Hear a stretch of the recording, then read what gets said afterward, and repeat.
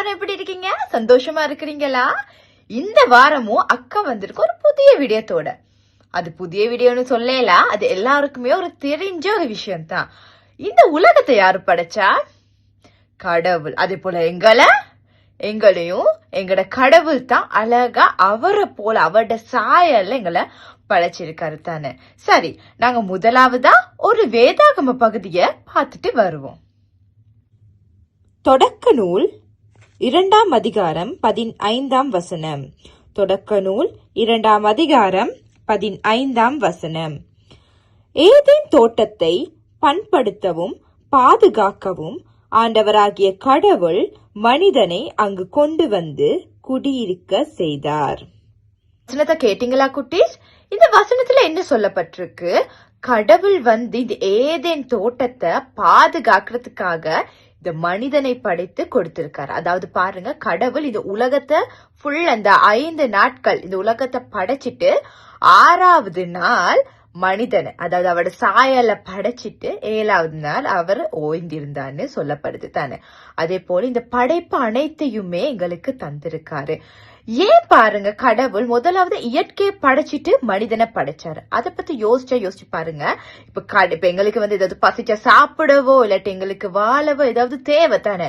அதனாலதான் கடவுள் எல்லாமே திட்டமிட்டு யோசனை பண்ணி எல்லாமே செஞ்சாரு. அதனாலதான் முதலாவது இயற்கையை படைச்சாரு, அதுக்கப்புறம் மனிதனை படைச்சாரு. இப்ப கூட பாருங்க குட்டீஸ், எங்களுக்கு வந்து இந்த இயற்கை இல்லாம எங்களால வாழ முடியுமா? இந்த காத்து இல்லாம எங்களுக்கு சுவாசிக்க முடியுமா?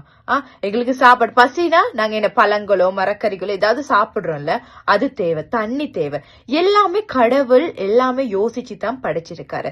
அப்ப இந்த வாரத்துல பாருங்க, படைப்புகளோட, அதாவது கடவுளின் படைப்போட நாங்க எப்படி ஒன்றிணைந்து இருக்கிறத குறிச்சுதான் நாங்க பார்க்க போறோம். நீங்க எப்ப சரி, அதாவது இப்ப நாங்க கடவுள், இப்ப நாங்க எப்பயுமே இப்ப இந்த காலத்துல இருக்க பிள்ளைங்க என்னன்னா எப்பயுமே போனும் டிவியுமா தான் இருக்கிறாங்க தானே. அது மட்டும் இல்ல வாழ்க்கை குட்டீஸ், நாங்க இயற்கையோட போயிட்டு உரையாடணும். இப்ப நாங்க வந்து இயற்கையோட இருக்கும்போது அது எங்களோட பேசுற மாதிரி ஒரு ஃபீல். பாருங்க, இப்ப நாங்க சிலவங்க வந்து நாய் பூனைகள், அக்கா கிட்ட நான் இல்ல, நாய் பூனைகள் வளர்ப்போம் தானே. அதோட இருக்கும்போது அது எங்களோட ஃப்ரெண்டா இருக்கும், எங்களை பாதுகாக்கும். ஏன் பாருங்க, நீங்க யூடியூப்ல எல்லாம் பாத்துருப்பீங்க, சில வீடியோஸ்ல இருக்கும் பாருங்க, பூனை வந்து அந்த சின்ன பிள்ளைங்களை காப்பாத்துறது, நாய்கள் காப்பாத்துறது எல்லாம் இருக்கும் தானே. எங்களுக்கு ஏதாவது பாதுகாப்புக்கு பாருங்க எங்களோட பாசமா இருக்கு தானே. அதுவும் ஒரு இயற்கை தானே. ஆமா, இப்ப எங்களுக்கு பசிக்கும் போது எங்களுக்கு நாங்க சாப்பிடுறோம் தானே. இப்ப நாங்க எங்களுக்கு தோட்டம் ஒன்று இருந்தா அதுல இருந்து நாங்க மரக்கறிகளோ பழங்களோ எடுத்து நாங்க சாப்பிடலாம். அதே போல எங்களுக்கு இப்ப வெயிலா இருக்கும் போது எங்களுக்கு நிழல் என்ன தரும்? மரத்துக்கு அடியில நாங்க நின்று எங்களுக்கு நிழலா இருக்கும். நாங்க ஸ்கூல் போயிட்டு வந்து சொல்லும் வெயிலா இருக்கும்னு நாங்க எங்க போயிட்டு நிப்போம்? மரத்துக்கு அடியில போயிட்டு நிப்போம் தானே. அது எல்லாமே எங்களோட லைஃப்ல பாருங்க, இந்த இயற்கை வந்து எப்பயுமே எங்களோட இருந்து எங்களோட பேசும். அது போல நாங்க அதை உணர்ந்து கொள்ள வேணும். அதே போல குட்டீஸ், நாங்க எப்பயுமே வீட்டுக்குள்ள இருக்க கூடாது குட்டீஸ். எப்பயுமே போன், அது வந்து எங்களோட கண்ணுக்கு சரியில்லை, எங்களோட மூளைக்கு சரியில்லை.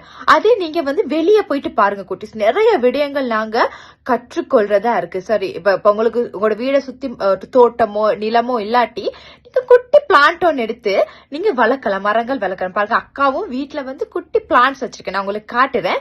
அந்த குட்டி பிளான்ட் நாங்க வந்து எங்களுக்கு முடிஞ்சது தானே.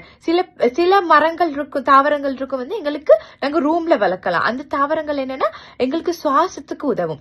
இப்ப நாங்க வந்து சுவாசிக்கும் போது ஆக்சிஜன் வந்து நாங்க எங்களுக்கு தேவை தானே. ஆக்சிஜன் இருக்கிறனால நாங்க சுவாசிக்கிறோம். அதை வெளியிடுறோம் தானே, கார்பன் டை ஆக்சைடு. அது வந்து இந்த தாவரங்கள் எடுத்து அந்த தாவரங்கள் தான் எங்களுக்கு ஆக்சிஜனே தருது. அது தெரியுமா குட்டீஸ்? ஆமா குட்டீஸ். அப்ப பாருங்க, நாங்க தாவரங்களோட எங்க மரங்களோட இருக்கும் போது எங்களுக்கு ஒரு புதிய இப்ப நாங்க பச்சை பசல் ஒரு நிலத்தை கண்டாலே எங்களுக்கு அது ஒரு மன அமைதியா இருக்கும்.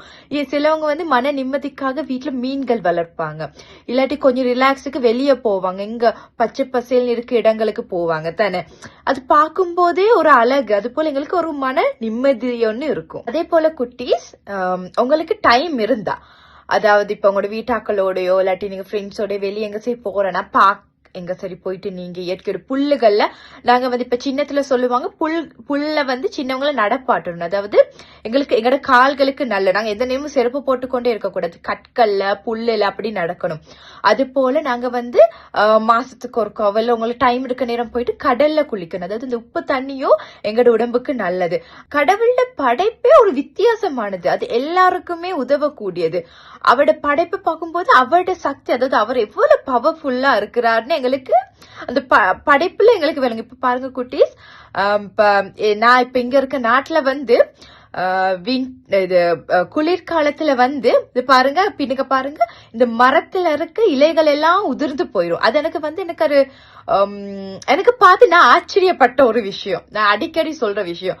மரத்திலிருந்து இந்த இலைகள் எல்லாம் பட்டு போயிடும். ஆனா இன்னொரு 3-4 மாசத்துல திரும்ப அந்த மரத்துல இருந்து இந்த இலைகள் வரும். இதை பார்த்து ஐயோ இந்த மரத்துல இலை வருமானே தெரியலன்னு யோசிப்போம். ஆனா இலைகள் வரும். அதே போல பனி கொட்டும் குட்டீஸ். பனி கொட்டிட்டு அது அப்படியே அதோட அந்த பனி வந்து அந்த நிலத்துல அப்படியே உருகி போயிரும். அதுக்கப்புறம் திரும்ப அந்த புட்களும் அழகா வளரும். அது பார்த்தாலே எனக்கு வேற மரங்கள்ல இந்த இலைகள் வந்து ஒவ்வொரு அழகான கலர்ல இருக்கும் குட்டீஸ். ஆரஞ்சு, பச்சை நிறங்கள்ல, மஞ்சள் நிறங்கள்ல. பாருங்க குட்டீஸ், கடவுளோட படைப்பு பாருங்க. அது வந்து தளர்ந்து போனால, அந்த இலைகள் கொட்டி போனாலும் திரும்ப புதுசா வளருது. எனக்கு வந்து அது ஒரு பெரிய காரியமா இருக்கு குட்டீஸ். நீங்களும் சில நேரம் இயற்கை நீங்க ரசிக்கும் போது உங்களுக்கு விளங்கும். சில காரியங்கள் வந்து எங்களுக்கு புதுமையா இருக்கும். பாருங்க, சில பறவைகள், சில மிருகங்கள், அதோட வடிவங்கள், அதோட கலர் பார்த்தா, அந்த பறவைகள் எல்லாம் பாருங்க, சில பறவைகள் அழகா அதோட கலரை பார்த்தாலே சரியான அழகா இருக்கும் குட்டீஸ். பாருங்க, கடவுள் அவ்வளவு அழகா இந்த உலகத்தை படைச்சிருக்காரு. அதே போல பாருங்க, நாங்க அவருக்கு முக்கியமானவங்க. அதனால தான் பாருங்க, இந்த உலகத்துல இப்ப நான் வந்து கடந்த வாரம் ரொம்ப கவலையா இருந்தேன் குட்டீஸ். என்ன செய்யறதுன்னு சும்மா ஒரு கவலை ஒண்ணு எனக்கு வந்துட்டு. அப்ப நான் வந்து பைபிள் எடுத்து வாசிச்ச நேரம் அந்த வசனத்துல இருக்குது பாருங்க, மிருகங்கள், பறவைகள் எல்லாமே அது வேலை செய்தா இல்ல தானே? ஆனாலும் அதுக்கு டைமுக்கு சாப்பாடோ, அதுக்கு இருக்கிற இடமோ எல்லாமே இருக்குது. அப்ப அவரோட பிள்ளைங்க எங்களுக்கு பாருங்க, கடவுள் எல்லாமே நாங்க சில நேரம் நாங்க ஒரு சின்ன விஷயம்னாலே சோர்ந்து போறோம் தானே. நான் என்னைய பத்தி யோசிச்சு பண்ணேன் பாருங்க, ஒரு சின்ன விஷயத்துக்கு நான் சோர்ந்து போயிட்டேன்.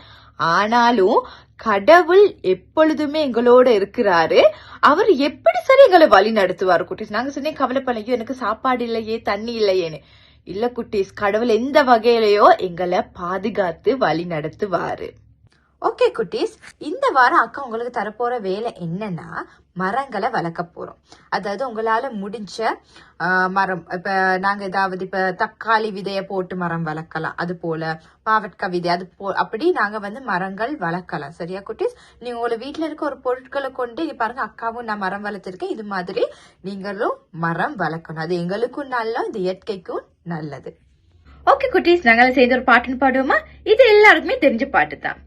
சின்னஞ்சிட்டு குருவியே, சின்னஞ்சிட்டு குருவிய உன அழகாக படைச்சது யாரு?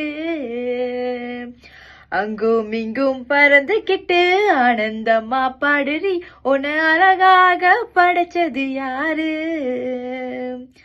ஐயோ ஐயோ இது தெரியாதா, ஒரு ஆண்டவர் எனக்கு மேலே இருக்கிறார். ஐயோ ஐயோ இது தெரியாதா, ஒரு ஆண்டவர் எனக்கு மேலே இருக்கிறார்.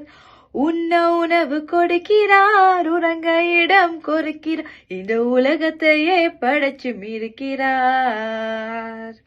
உண்ண உணவு கொடுக்கிறார், உறங்க இடம் கொடுக்கிறார், இந்த உலகத்தையே படைச்சும் இருக்கிறார். ஆமா குட்டீஸ், பாருங்க இந்த பாட்டுல பாருங்க, நான் சொன்னது போல இந்த உலகத்தை அவ்வளவு அழகா படைச்சிருக்காரு தானே. ஒவ்வொரு விடயத்தை நாங்க ரசிச்சு பார்க்கும் போது கடவுள் இது எப்படி படைச்சிருப்பாரு பாருங்க, இதுல எவ்வளவு எங்களுக்கு நன்மைகள் இருக்கு. அது போல நாங்க நிறைய காரியங்கள் இந்த இயற்கையோடு இருக்கும் போது நாங்க கற்றும் கொள்றோம் குட்டீஸ். அதே போல கண்டிப்பா குட்டீஸ், நான் எப்பயும் சொல்ற வேணும், நீங்க எப்பயுமே ஜெபம் பண்ணணும், வேதாகமும் வாசிக்கணும். நீங்க ஜெபம் பண்ணும் போது குட்டீஸ், இந்த படைப்புக்காக நாங்க ஜெபம் பண்ணும். படைப்பு பூராவே கடவுளோட கண்ட்ரோல்ல தான் இருக்கு, கடவுளை மதிக்குது. சரியா? அப்ப கடவுள் வந்து எங்களுக்கு வந்து இந்த உலகத்தை தந்திருக்காரு. அப்ப இந்த உலகத்துக்காக நாங்க, இந்த படைப்புக்காக நாங்க கண்டிப்பா ஜெபிக்க வேணும். அது போல நாங்க பாதுகாக்க வேணும். நாங்க வந்து தண்ணீர் வீணாக்க கூடாது, கரண்ட் வீணாக்க கூடாது, நாங்க சும்மா நாங்க டெப்ப திறந்து போட்டு போகலாம், அப்படியெல்லாம் வீணாக்க கூடாது. அது போல நாங்க மரங்களை வளர்க்கணும். நிறைய மரங்கள் வந்து இப்ப வெட்டுப்பட்டு போகுது தானே, நாங்க மரங்களையும் வளர்க்கணும். அது போல பிராணிகளும் எல்லாத்தையும் நாங்க இந்த உலகத்தில் இருக்க இந்த படைப்பை நாங்க பாதுகாக்கணும் குட்டீஸ். ஓகே, இதோட புதிய வீடியோத்தோட அக்கா உங்களை சந்திக்க வரேன். பாய்.